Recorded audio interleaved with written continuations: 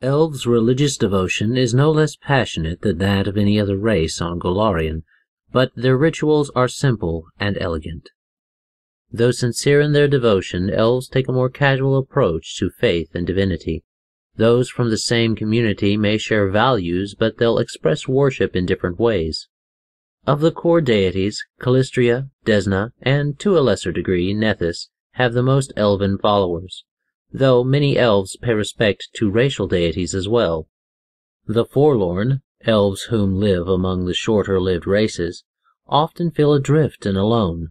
As their friends age and die, they sometimes turn to the worship of Pharasma, praying for safe passage for the souls of the many associates who have passed on. Most elves view arcane magic, beauty, freedom, and friendship as critical to a well-lived life, and venerate deities who exemplify these principles.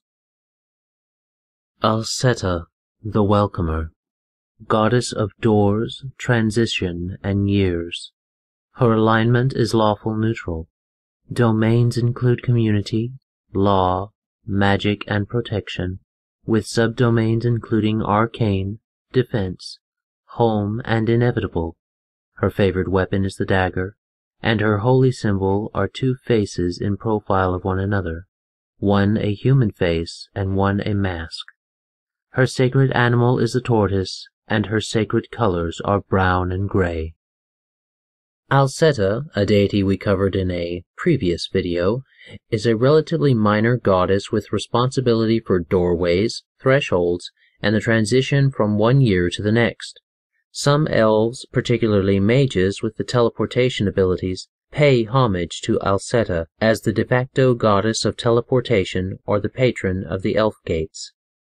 While widespread formal worship of Alceta is uncommon among elves, small shrines to the Welcomer can be found near elf gates, and her holy symbol is sometimes carved in lintels. Fyndalad Lara, the Guiding Hand, the elven goddess of art, architecture, and twilight. Her alignment is chaotic good. Domains include air, artifice, chaos, community, and good, with subdomains including Azata, cloud, construct, friendship, home, and whimsy. Her favored weapon is the quarterstaff. Her symbol is a finger pointing at a gold star with a multicolored circle around it. Her sacred animal is the stag, and her sacred colors are blue and gold. Fyndalad Lara preserves elven culture through the protection of classic works of art and historic buildings.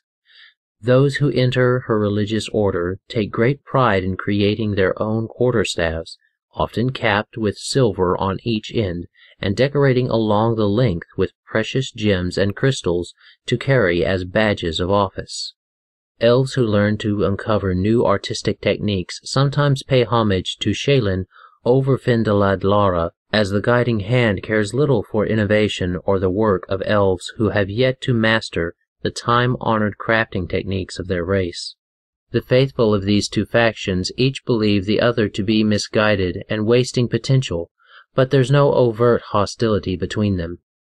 While Fyndalad Lara is a good goddess, she often comes off as aloof, particularly to younger, non-elven races. She is known to judge their work harshly and never answers the prayers of a non-elf. When shown in art, she appears as a beautiful elven woman in traditional elven dress. She is normally depicted standing beneath an archway of either mithril or branches whilst being illuminated by the setting sun.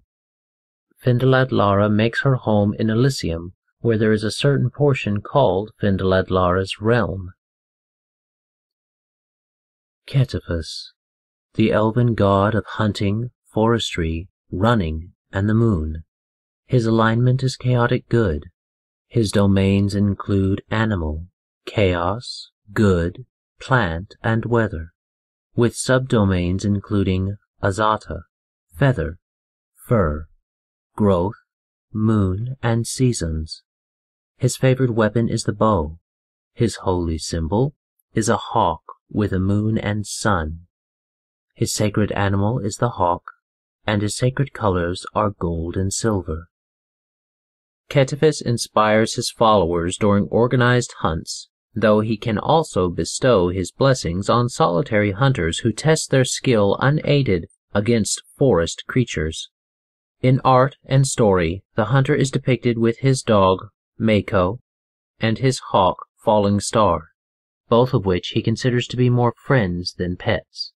Most legends treat the two animals as intelligent and dignified companions, though elven children are also told light-hearted tales of the adventures of the dog and the hawk as lessons in wilderness survival.